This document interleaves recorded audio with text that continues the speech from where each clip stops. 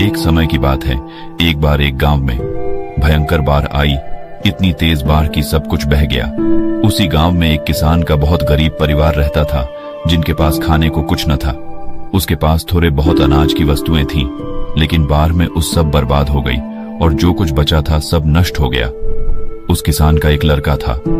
लड़के ने कहा, कोई बात नहीं है, पिताजी बह गया तो बह जाने दो, जो हुआ अच्छा हुआ। किसान को बहुत गुस्सा आया। कहा, तू कैसी पागलों जैसी बातें कर रहा है? मेरा सब कुछ छिन गया।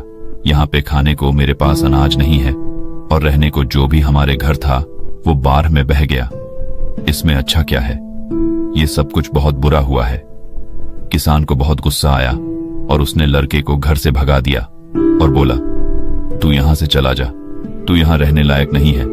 लड़का रोते हुए वहां से चला गया, लेकिन शाम हो गई और लड़का अभी तक घर नहीं आया। किसान को यह बात समझ में आई कि उसने गलत कह दिया, लेकिन वो कर भी क्या सकता था। अचानक से एक नौका आई और उसमें से लोग उसमें से उतरे। लोग उस गांव के लोगों को बचाने लगे। किसान की पत्नी कहती है, आपने यूं ही उसी को डांट दिया। सही तो कह रहा था, देखिए अच्छा ही हुआ, लोगों ने हमें बचा लिया। उसने कहा, तुम बेवकूफ हो, तुम्हें समझ में नहीं आ रहा है कि इसमें अच्छा कुछ भी नहीं हो। इनका बचान ही काम है, सिरकफ बचने से ताया होता है। अभी इन्होंने बचा लिया, लेकिन हमारे पास खाने को भोजन नहीं, नहीं रहने को घर है। हम कहां रहेंगे, क्या खाएंगे? क्या इसका कोई हल है? किसान की पत्नी ने कहा, पैसे नहीं है तो क्या हुआ, आप इतनी परेशानी क्यों लग रहा है? किसान बोला, दरअसल बात पैसों की नहीं है। उस घर में एक पोटली थी। इस पोटली बहुत ही खास चीज रखी थी, वो भी बाढ़ में बह गई। अब मेरे पास कुछ भी नहीं बचा। किसान की पत्नी बोली, ऐसा क्या था उस पोटली में? किसान ने कहा, मैं तुम्हें अवश्य बताता, लेकिन अब जब वो है ही नहीं तो उसको बताने का क्या तात्पर्य? धीरे धीरे समय गुजरता रहा। उस किसान ने लोगों से मांगकर जीवन यापन करना शुरू किया, लेकिन ऐसा भला कब तक काम चलता? इस साल उसे खेतों में भी अच्छी फसल नहीं लगी थी। वो बहुत परेशान और चिंतित था। उसे कुछ समझ नहीं आ रहा था, क्या करा जाए। एक शाम को अपनी पत्नी से बैठकर बातें कर रहा था तो उसकी पत्नी ने बोला, चिंता करने से क्या होगा, आप नगर में जाके कोई और काम तलाश क्यों नहीं करते हैं? थोड़े समय बाद कुछ न कुछ रोजी रोटी के लिए धन इकट्ठा तो हो ही जाएगा, उसी के सहारे हम अपना काम चला लेंगे। आप परेशान मत होइए, मैं भी बगल के घरों में जाकर काम किया करूंगी, कुछ धन तो आएगा, इससे जीवन जीना आसान हो जाएंगे। किसान ने कहा, बात तो सही है। अगले दिन वह किसान काम की तलाश में शहर गया। नगर हर गलियों में कुछ काम ढूंढने लगा कि कोई उससे कोई काम दे, लेकिन कहीं किसी ने कोई काम नहीं दिया। अब वो चिंता की मारे और परेशान होने लगा कि कैसे काम चलेगा और कैसे अपने परिवार का पालन पोषण करेगा। उसके पास घर नहीं है। उसने जैसे तैसे करके बाढ़ के जाने के बाद घास फूस से छोटा सा घर बनाया था। एक दिन किसान अपने खेतों में फसलों को देख रहा था, क्योंकि इस साल फसल भी अच्छी नहीं लगी थी। इसलिए इस बात को सोचकर चिंतित हो रहा था कि इस साल फसल ने भी साथ नहीं दिया। मेरा एक लड़का, वो भी घर छोड़कर चला गया। मैं तो हर तरह से अनाथ हो गया हूं। ऊपर से वो कह रहा है कि जो हुआ अच्छा हुआ, ये भला अच्छा कैसे हो सकता है? उसकी पत्नी उसे फिर समझती है, क्या आप फालतू में चिंता कर रहे हो? आप फिर से कोशिश करो, काम कहीं ना कहीं कुछ ना कुछ तो मिल ही जाएगा ना। अब घर पे बैठ के रोने से अच्छा है आप कुछ ना कुछ कोशिश किया करो, क्योंकि क्या पता कुछ काम हाथ लग जाए। किसान को उसकी पत्नी की बात ठीक लगी और अगले दिन वो फिर काम की तलाश में निकल पड़ा। अगले दिन फिर प्रातःकाल वो काम की तलाश में नगर में निकला, लेकिन इस बार भी उससे कोई भी काम हाथ नहीं लगा और फिर निराश हुए घर लौटा। वो घर लौटने वाला था कि रास्ते में उसे फिर एक महात्मा मिले और बोले, क्या बात है, तुम क्यों परेशान हो रहे हो? किसान ने उनको सारी बात बताई।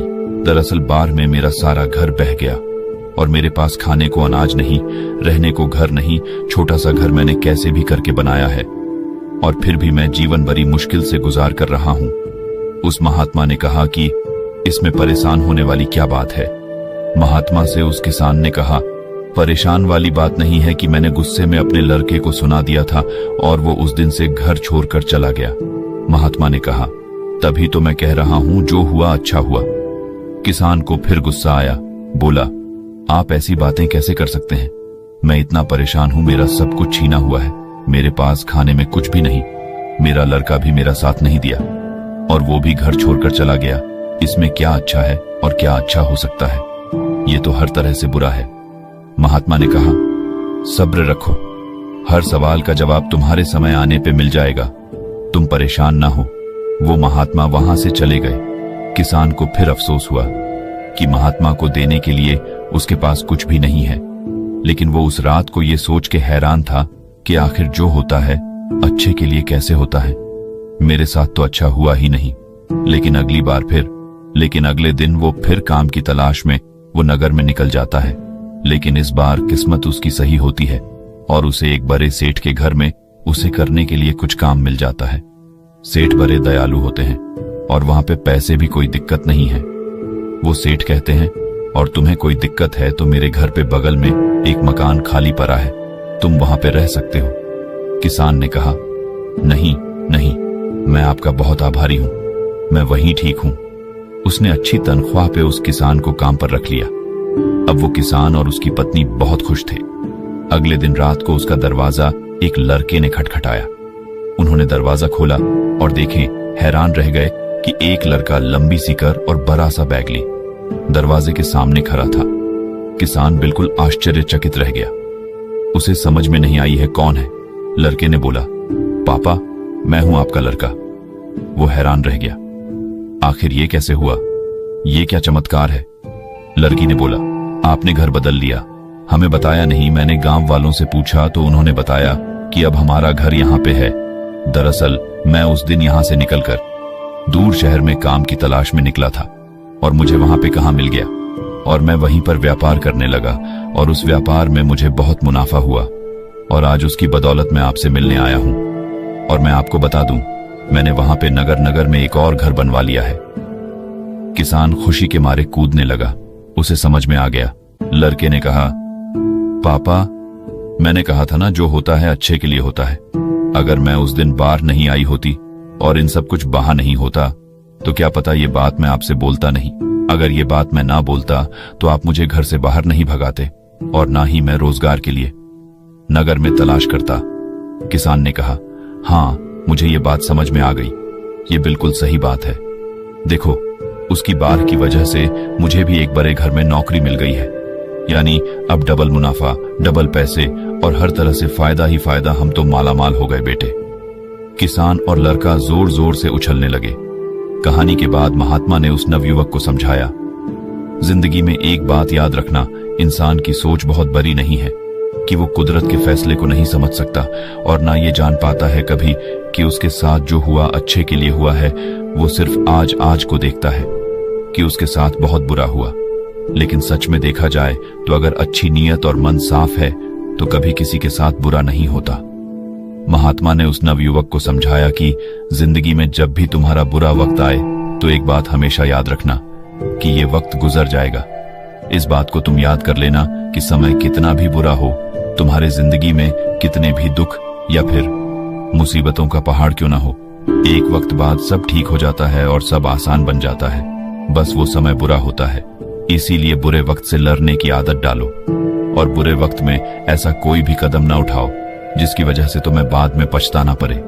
अगर कुछ बुरा होता है तो भी अच्छे के लिए होता है, लेकिन देर से ही सही उस बात का और उस सवाल का जवाब इंसान को मिल ही जाता है। जब इंसान का समय खराब होता है तो उसकी बुद्धि काम करना बंद कर देती है। इंसान का समय खराब होता है लेकिन समय ठीक भी हो जाता है। तब उस नवयुवक ने कहा, लेकिन ये सब तो ठीक है, लेकिन मेरा तो सब कुछ चोरी हो गया, इसमें अच्छा क्या है? अब तो मेरे पास कुछ नहीं है, मैं घर कैसे जाऊंगा? महात्मा ने कहा, दरअसल मुझे एक जंगल में कुछ मिला था, ये लो। तब महात्मा से उसे एक चमकदार पत्थर दिया और कहा, तुम इसे ले जाकर नगर में बेच सकते हो, क्योंकि यह मेरे किसी काम का नहीं है और मैं इसे कुछ नहीं कर सकता। उस लड़के को भी यह बात समझ में आ गई कि बात तो सही है, अगर ये मेरा सामान चोरी नहीं होता तो मैं महात्मा के पास नहीं आता, और जब मैं महात्मा के पास नहीं आता तो मुझे पत्थर कभी नहीं मिलता। दरअसल वो एक पारस पत्थर था जिसको लोहे से स्पर्श करा के हर लोहे की चीज को सोने बनाया जा सकती थी। अब वो भी मालामाल हो गया। बाकी अगर ये कहानी आपको अच्छी लगी हो तो इस वीडियो को लाइक कर